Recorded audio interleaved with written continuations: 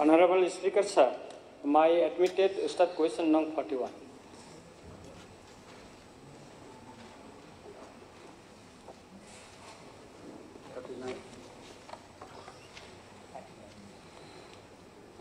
माननीय विधायक श्री रंजित देवबर्मा महोदय जे क्वेश्चन एडमिटेड क्वेश्चन नम्बर 39 एक नम्बर क्वेश्चन उनी रेखेছেন रामचंद्रघाट विधानसभा केंद्रे रतनपुर एवं आमपुरा द्वादश श्रेणी विद्यालय माध्यमिक परीक्षार Sir, sir, আমি 41টা বলছি, আমি 39টা বলছি না, 41টা বলছি স্যার, 41. सॉरी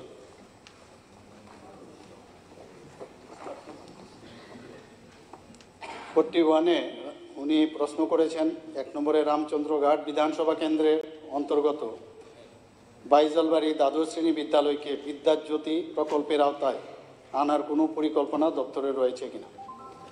উত্তর হচ্ছে রামচন্দ্রঘাট বিধানসভা কেন্দ্রে অন্তর্গত বাইজলবাড়ি দ্বাদশ শ্রেণী বিদ্যালয়কে বিদ্যাজ্যোতি প্রকল্পের আওতাভুক্ত করার কোনো পরিকল্পনা বিদ্যালয় শিক্ষা দপ্তরের আপাতত নেই। 2 নম্বর প্রশ্ন হচ্ছে উক্ত বিদ্যালয়ের নতুন বিল্ডিং তৈরি করার জন্য রাজ্য সরকারের কোনো পরিকল্পনা আছে কিনা। উত্তর হচ্ছে বাইজলবাড়ি দ্বাদশ শ্রেণী বিদ্যালয়ে নতুন বিল্ডিং তৈরি করার জন্য রাজ্য সরকারের শিক্ষা দপ্তরের পরিকল্পনা রয়েছে। 3 নম্বর হচ্ছে থাকলে কবে নাগাদ বাস্তবায়ন হবে বলে আশা করা যায়। উত্তর উক্ত বিদ্যালয়ের নতুন বিল্ডিং তৈরি করার জন্য প্রয়োজনীয় অর্থ বরাদ্দের জন্য এনইসি অর্থাৎ নর্থ ইস্ট কাউন্সিলের নিকট 13.24 কোটি টাকা বরাদ্দের প্রস্তাব প্রেরণ করা হয়েছে। প্রয়োজনীয় অনুমোদন পাওয়া গেলে প্রকল্প বাস্তবায়ন করা হবে, না থাকলে তার কারণ কি।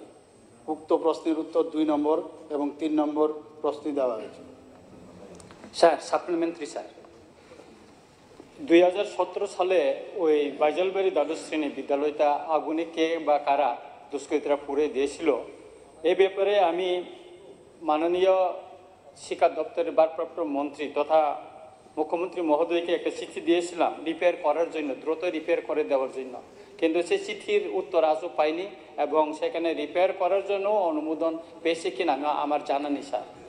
তারপর ডিস্ট্রিক্ট এডুকেশন অফিস থেকে একটা প্রপোজাল পাঠানো হয়েছে, এখানে 8 কোটি সামথিং ওইরকম। আমিও নিজেও ওই কপিটা নিয়ে আমিও মাননীয় এডুকেশন মন্ত্রী তথা মাননীয় চিফ মিনিস্টারকে আমি চিঠি লিখেছিলাম যে এটা তাড়াতাড়ি ওই ডিপিআর কপি সহ আমি দিয়েছিলাম ওটা অনুমোদনের জন্য।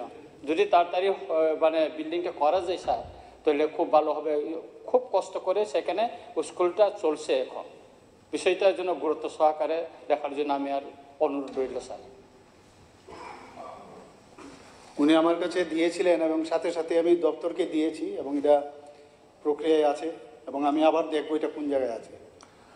মাননীয় সদস্য শ্রী রামু দাস মহোদয়।